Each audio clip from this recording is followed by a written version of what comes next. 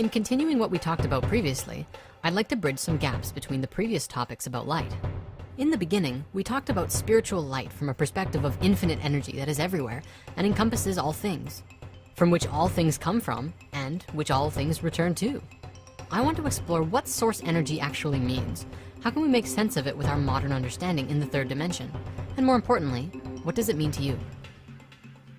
We know in science that everything is energy. All of the food, the light bouncing around, the animals, the people, the trees and the plants, even the furniture. It's all energy.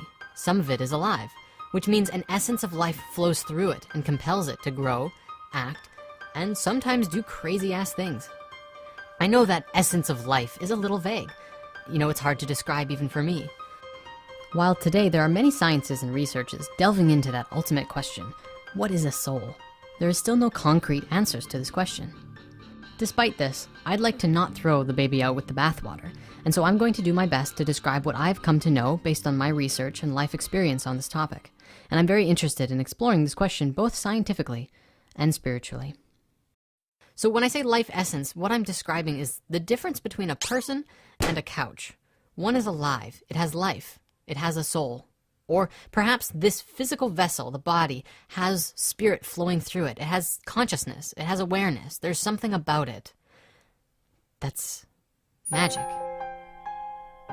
That spirit or life is what can create a couch.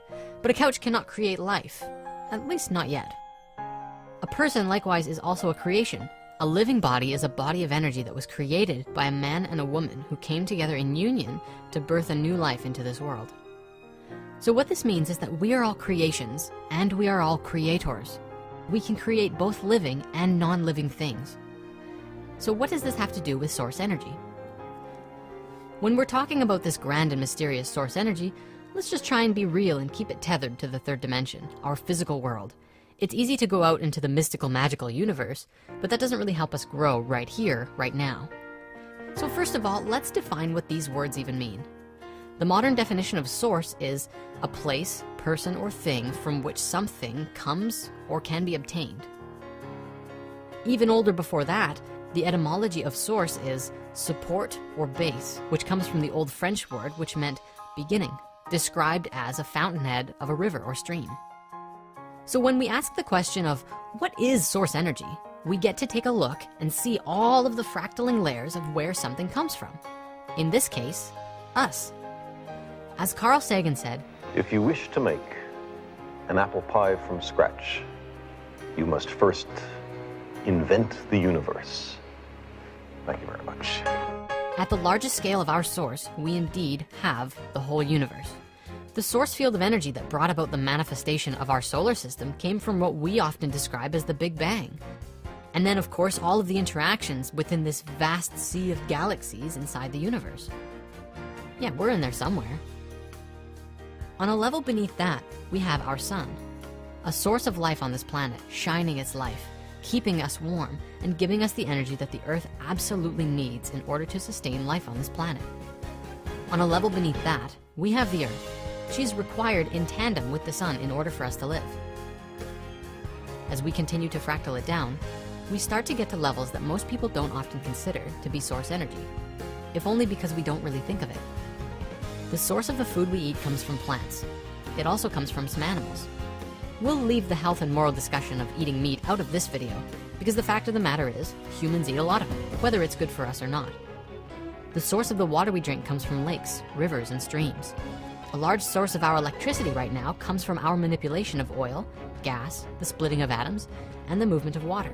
And that's something that I think a lot of us would desire to change into something new, that works with nature instead of against it. And perhaps the most important source of all is each other. See, without your parents, you would not have been born. Without your close friends and loved ones, your world would be empty and cold. It may even be like that right now in your world, and I'm sorry about that. It's one of the biggest problems we're facing today, and is a result of the disconnection we have with each other. And now recognize in this moment that when you flip it all around, you see that you too are a source of energy for everyone in your life. What kind of energy? Creative, supportive, controlling, aloof? I invite you to look at your relationships, your friends, your family, and see what kind of source you are. Are you one that gives by means of cooking?